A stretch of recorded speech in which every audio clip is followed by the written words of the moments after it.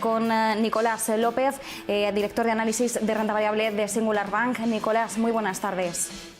Hola, ¿qué tal? Buenas tardes. Nicolás, bueno, más allá de comentar los resultados que hemos visto hoy por parte de Grifols y también, bueno, lo que se está diciendo por parte del Banco Central Europeo respecto a las ayudas frente a la pandemia, ese programa llamado PEP, sí que quería preguntarte, ahora que llevamos media horita de cotización en Wall Street y que hemos iniciado la jornada y, bueno, nuestra semana, por así decirlo, en negativo, quería preguntarte cómo estás viendo estos primeros movimientos, hasta qué punto tiene que preocuparnos, por ejemplo, que la tecnología sea una de las que está presentando más caídas, quizás también aprovechando un poquito recogida de beneficios por parte de algunos inversores, aprovechando que la semana pasada tuvimos esa retahíla, ¿no?, de resultados empresariales. Bueno, la verdad es que llevamos ya 2 o 3 semanas, ¿no?, en Estados Unidos, donde los índices pues parece que han entrado en una fase en la que les cuesta seguir avanzando. Estas 2 o 3 semanas pues ha coincidido con un periodo de publicación de resultados en general, realmente pues están siendo excepcionales, ¿no? Se están batiendo todas las previsiones y aún así pues a la bolsa le cuesta, ¿no? Le cuesta seguir avanzando en estos niveles y muy en particular quizás al sector tecnológico, ¿no?, que es un poco el que en este último subida del mes de abril, ¿no?, que ha habido una subida general en los índices, el Nasdaq no ha sido capaz de superar los niveles que había marcado ya en el mes de febrero, ¿no? Es decir, dando ahí una primera nota de, bueno, pues de cierta debilidad o de cierta dificultad, ¿no?, para proseguir el avance. Bueno, en este entorno no sería raro, ¿no?, que el mercado pues pudiese estar entrando o iniciando pues una cierta fase de corrección, ¿no? Llevamos acumuladas unas subidas muy intensas en los últimos meses. Simplemente en lo que va de año, pues ya los índices acumulan subidas superiores al 10%. Ya tenemos sobre la mesa pues muchas de las noticias positivas que el mercado ha estado descontando, pues los propios beneficios de las empresas en este trimestre, la buena evolución de la economía en Estados Unidos. Y bueno, pues ya sabemos que cuando el mercado ya ha estado anticipando toda una serie de cuestiones positivas y estas se producen, muchas veces pues bueno, pues se produce una cierta toma de beneficios, ¿no? Que no lo vemos como algo así preocupante o como un cambio en el escenario de medio y largo plazo del mercado, pero bueno, quizás sería incluso bueno, ¿no?, incluso positivo para el mercado que durante algún tiempo pues hubiese una cierta toma de beneficios, una cierta rotación dentro de los sectores, que los índices retrocedieran un poquito, que consolidaran, que hicieran nuevos soportes para, bueno, pues más adelante, cuando se dieran las condiciones, se retomara la tendencia alcista, que yo creo que eso pues sí está fuera de duda, porque bueno, el crecimiento de fondo de la economía va a estar ahí, el crecimiento de los beneficios pues va a seguir estando ahí. Mantenemos, por tanto, esa tendencia alcista en Estados Unidos, sobre todo en el sector tecnológico, que bueno, el año pasado veíamos cómo de alguna forma sacaba muchísimo músculo frente a la crisis sanitaria, y sí que es cierto que hemos seguido viendo pues pronósticos bastante positivos por parte de las principales compañías tecnológicas en sus cuentas. Otra cosa es que a lo mejor el mercado incluso haya sido más exigente con algunas, pero bueno, a grosso modo, por así decirlo, sí que hemos visto más o menos ese mismo tono. Te quería preguntar una cosa, pero simplemente muy anecdótica, Nicolás, porque hoy que conocíamos el divorcio por parte de Bill y Melinda Gates, yo te quería preguntar hasta qué punto este tipo de noticias pueden afectar a la cotización de una compañía o incluso pueden llegar a afectar a algún aspecto de los fundamentales. No sé hasta qué punto este tipo de noticia más de crónica rosa, pero que en este caso puede tener un impacto porque tiene unas implicaciones financieras, puede llegar incluso también a trasladarse en una compañía, en la forma, ¿no?, del modelo de negocio o incluso en las perspectivas. Bueno, pudiera ser, depende un poco de las circunstancias en las que esté la compañía o el gobierno de la compañía, ¿no? En este caso, pues yo creo que bueno, Bill Gates ya está bastante desligado, ¿no?, de lo que es la dirección de Microsoft. Tanto él como su mujer pues están más centrados ya en todos los temas de la fundación y no tanto, ¿no?, en lo que es la compañía Microsoft. En ese sentido, pues yo pienso que esta situación concreta que se plantea en su matrimonio, en principio no debería tener, ¿no?, ningún impacto así relevante, ¿no?, sobre la estrategia de Microsoft, sobre su evolución futura, porque bueno, ya digo, pues los dos pues ya estaban bastante fuera fuera, ¿no?, de lo que son ya las grandes decisiones estratégicas de Microsoft. Desde luego, además ya habíamos visto la retirada, ¿no?, por parte de Bill Gates para centrarse más en este aspecto filantrópico de la Fundación Bill y Melinda Gates, y bueno, además tampoco conocemos hasta qué punto tenían distintos tipos de separación, ¿no?, a nivel de su capital como matrimonio, pero bueno, aún así sí que es cierto que parece que más allá de conocer oficialmente las implicaciones que pueda tener esta decisión, bueno, parece ser que se va a quedar simplemente en la anécdota económica del día y que no va a trascender muchísimo más en Microsoft, pero por si acaso tenía curiosidad por preguntarlo. Más allá de esto, Nicolás, sí que hoy una de las protagonistas claras en la bolsa española es Grifols. La tenemos en estos momentos subiendo más de un 1%, ha sido una de las compañías hoy en rendir cuentas al mercado. En este caso hemos visto una reducción del 30% en el beneficio neto de la compañía, además una compañía que en medio del contexto de crisis sanitaria pues hemos visto de alguna forma pues un especial interés por todo lo que ocurría con Grifols, todos los anuncios que se iban produciendo.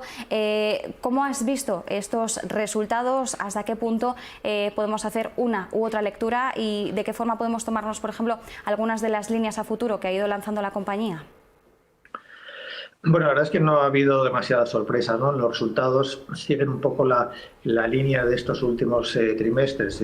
Grifols, su negocio fundamental, la división de biociencia, bueno, consiste básicamente en a partir, ¿no?, de la sangre, pues producir determinados derivados que vende pues para tratamientos en hospitales, etcétera. Entonces, el problema que se ha encontrado con la pandemia, que habéis comentado antes, pues que efectivamente las restricciones a la movilidad pues han dificultado mucho, ¿no?, todo el proceso que tiene de captación de sangre en todos los puntos de venta, sobre todo en Estados Unidos, ¿no?, que es donde tiene una red muy importante, ¿no?, para la captación.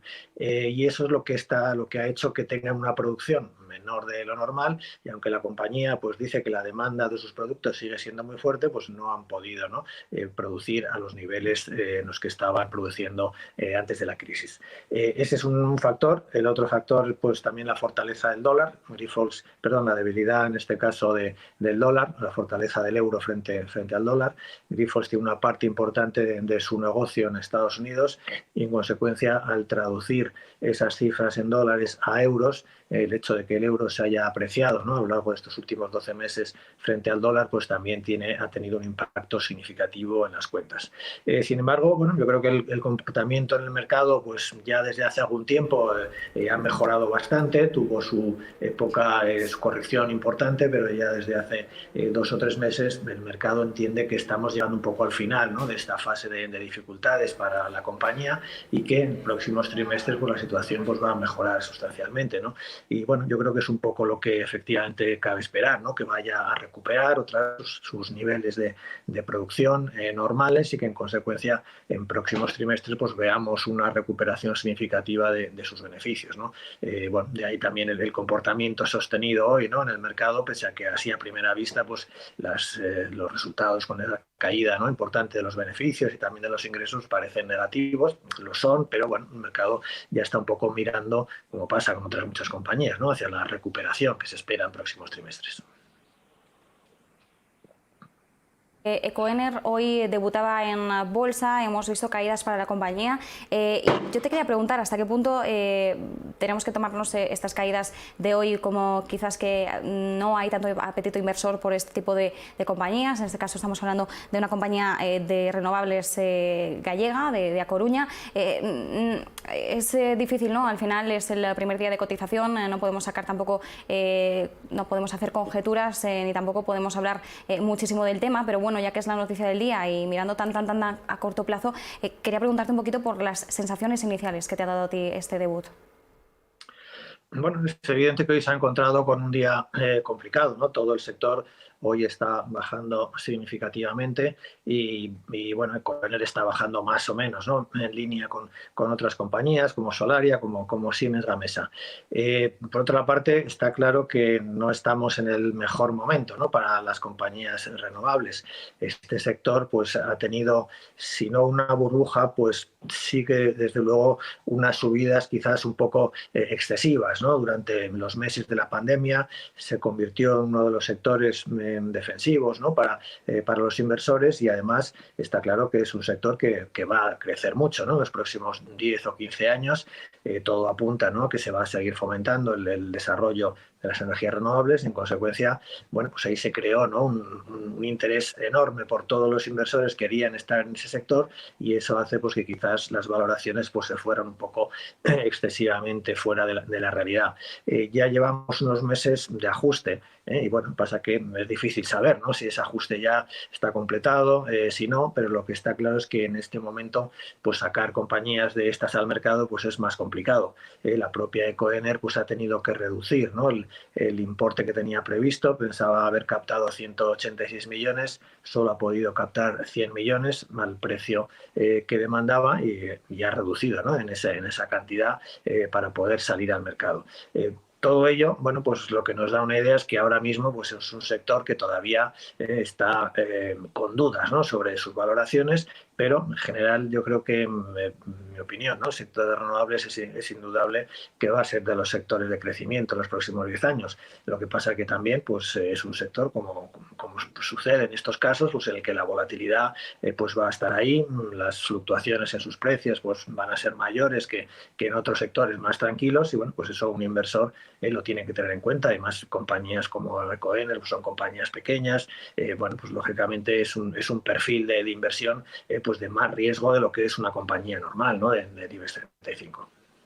Desde luego, y bueno, también tenemos que tener en cuenta que en medio de todo el movimiento de inversión socialmente responsable en el que nos encontramos sumergidos, probablemente también hay que pensar en el apetito, ¿no? Por parte a lo mejor de gestores que puedan fijarse en la compañía y que puedan agregarla a sus carteras si consideran que tiene unos fundamentales, unas proyecciones favorables, ¿no? Dentro de este sector. Al final, bueno, estamos hablando constantemente de lo que supone, ¿no? De lo que implica incorporar esos criterios ASG en nuestra cartera de inversión, también para diversificar un poco. Pero bueno, vamos a ver un poquito de cerca la andadura de Ecoener después de ese debut bursátil. Nicolás, también te quería preguntar, porque hoy los inversores están muy atentos a las palabras de Luis de Guindos en una entrevista a La República, en la que decía, uno de los grandes titulares que ha saltado a la prensa económica, es que si se llega al 70% de la vacunación, el Banco Central Europeo se pensaría la retirada del PEP, ¿no? De ese programa de compras frente a la pandemia. ¿Cómo contextualizamos esto? ¿Cuáles serían las implicaciones? Y sobre todo, claro, es fácil decir esta frase, pero todavía es difícil quizás pensar en ese 70%, ¿no? En alcanzar esa cifra. Bueno, me ha sorprendido un poco, ¿no? Una afirmación así un poco tan rotunda. Habría que ver exactamente qué palabras ha utilizado, ¿no? Porque en principio el programa este del PEP está previsto que se prolongue al menos hasta marzo del 2022, y eso es un compromiso del BCE, entonces no creo que eso se pueda echar atrás, ¿no? La duda en todo caso puede ser el ritmo al que se compren los bonos, ¿no? El último movimiento que hizo el BCE fue elevar el ritmo de las compras, ¿no? Durante todo el primer trimestre se ha estado comprando a un ritmo superior al que había antes, y en el segundo trimestre también se va a mantener, ¿no? Ese volumen de compra de bonos especial significativamente alto. Yo lo que entiendo, seguramente, aunque no he leído exactamente las palabras que ha dicho de Guindos, entiendo que a lo que se refiere es que, bueno, empezarían a plantearse disminuir, ¿no? Disminuir el ritmo de compra de bonos, pues poco a poco, pues como consecuencia de que se alcance ese nivel de vacunación, que a su vez se supone que llevará consigo pues la normalización, ¿no? De todos los confinamientos y las restricciones, y en consecuencia pues un crecimiento o un boom importante en la economía como el que estamos viendo en Estados Unidos, por ejemplo, ¿no? Entonces, que en ese escenario pues el BCE pues, se plantearía empezar ya a reducir, ¿no? el volumen de bonos que está comprando, pero manteniéndolo, que sea cada vez con menos importes, hasta el mes de marzo del 2022, que es cuando realmente podrá eliminarlo del todo, ¿no? Nicolás, por seguir también un poquito con esta dinámica de política monetaria y de las acciones que están desarrollando los distintos bancos centrales, me gustaría destacar también lo que ha dicho recientemente Janet Yellen, ¿no?, la antigua presidenta de la Reserva Federal, en este caso actual secretaria del Tesoro de Estados Unidos, en los que ha hecho énfasis de nuevo a esos temores de la inflación que tenemos sobre la mesa y que siguen de alguna forma perpetuando en el mercado. Ella ha dicho que la Fed, la Reserva Federal, vigilará muy de cerca el dato de inflación y además estamos viendo cómo de alguna forma el mercado podría estar, dime tú si es así, nervioso, ¿no?, por la posibilidad de que suba la cifra del dato de inflación después, además de la aprobación de ese plan de estímulos de Joe Biden. ¿Cuál es la realidad en este aspecto al otro lado del charco, en Estados Unidos? Bueno, realmente la realidad no la sabemos, ¿no? O sea, sabemos la realidad actual, que es que lógicamente las tasas de inflación están subiendo y van a subir pues por un efecto en comparación, ¿no?, con niveles muy bajos que había hace un año, pero la gran duda o la gran cuestión de si vamos a ir a un escenario donde la inflación va a ir más allá de lo que esperan los bancos centrales y que va a haber una cierta pérdida de control de la inflación y que eso va a obligar en algún momento a endurecer la política monetaria.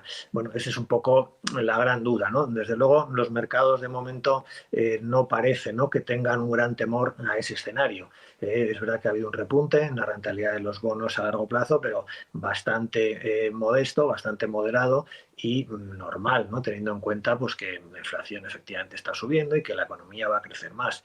Pero ahora mismo quizás el escenario así de consenso, por así decir, que es un poco también el que transmite Yellen y transmite en general los bancos centrales, pues es que este repunte que vamos a tener de la inflación pues va a ser temporal, por comparación con unos niveles, por ejemplo, del precio del petróleo que tuvimos ahí a 15 a 20 dólares y lógicamente eso tiene su impacto, pero que una vez que pasemos, ¿no?, ese impacto, pues la inflación pues va a tender a estabilizarse pues seguramente por debajo del 2% todavía, quizás en Estados Unidos más en el 2%, en Europa desde luego por debajo, ¿no? Ese es todavía, yo creo que el escenario que en general descuentan los mercados y vemos cómo están cotizando los bonos y vemos cómo las valoraciones de las acciones y, en mi opinión, pues también un poco el escenario más probable, ¿no? Es decir, que es difícil que se vaya a generar una inflación sostenida teniendo en cuenta que realmente esta especie de boom, ¿no?, que estamos teniendo ahora pues también está muy ligado a unos estímulos fiscales pues que van a desaparecer, ¿no?, también poco a poco dentro de un año, dentro de 2 años, ¿no? En consecuencia pues es difícil, ¿no?, que la inflación se mantenga. Pues nos quedamos con ese análisis. Nicolás López, director de análisis de renta variable de Singular Bank. Muchísimas gracias, un abrazo. Encantado, muchas gracias.